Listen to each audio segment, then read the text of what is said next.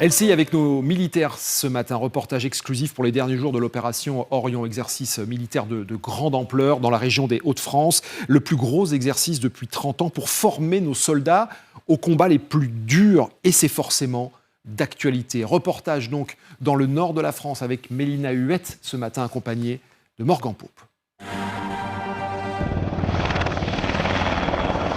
Deux vagues d'hélicoptères Caïman et Cougar pour déployer 170 militaires prêts à combattre. Vous n'êtes pas dans un pays en guerre, mais dans les Hauts-de-France. C'est ici que se déroule la 4e et dernière phase de l'opération Orion 23. Espacez-vous, on est trop serré. Allez, Alpha, décale. Décale-toi, Alpha. C'est l'exercice le plus important réalisé en 30 ans dans l'Hexagone. 12 000 militaires français et étrangers engagés pendant plusieurs semaines dans différents départements avec un objectif. Être une nation qui a la capacité de s'opposer à un adversaire à parité dans une opération de haute intensité. Et ce, en intégrant tous les corps d'armée. Terre, air, mer, en fait, nous sommes soutenus par la marine, nous sommes soutenus par l'armée de l'air qui est en train de cogner 20 km plus au sud. Le scénario est fictif, mais crédible. Ces soldats héliportés font partie de la force alliée, avec la France comme nation cadre. Sous mandat de l'OTAN et de l'ONU, ils viennent soutenir Arnland, pays imaginaire envahi par Mercure, son voisin. Nos bâtiments, probablement. Le jaune, le beige. D'accord, à confirmer. Si tu vois le moindre mouvement, tu tires d'abord, tu me rencontres après. Ok, c'est bon? Mais ils sont attendus de pied ferme par 150 hommes et femmes. Des groupes isolés de résistance appartenant à la force adverse, Mercure donc. Appuyés par la milice Tantale, représentée par ces hommes en noir. Tous comptent bien tenir la ville. Et le combat urbain représente son lot de défis. La station-service, elle est elle aussi protégée par les conventions internationales.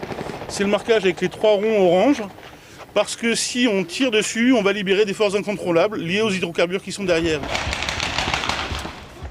Un ennemi qui attend est aussi en position de force.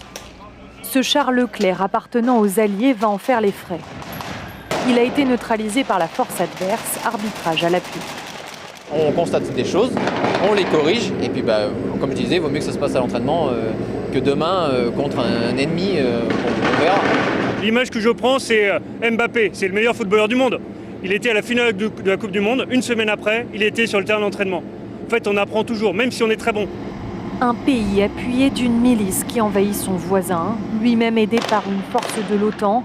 Toute ressemblance avec une situation existante ne saurait être que fortuite. L'exercice a été initié en 2021, mais le contexte international renforce sa pertinence. On a eu la Géorgie, qu'on a beaucoup regardé. Il y a eu l'Azerbaïdjan, qu'on a beaucoup regardé. Il y a l'Ukraine, que l'on regarde aussi beaucoup. La prochaine, ce sera quoi? Je ne sais pas, mais en tout cas, on sera prêt. En attendant, la force alliée a presque nettoyé la ville. Elle vise désormais une ultime contre-offensive. Objectif, chasser l'ennemi Mercure pour de bon et restaurer l'intégrité territoriale d'Arnland. Un dénouement rêvé pour certains soldats qui combattent à 3000 km de là.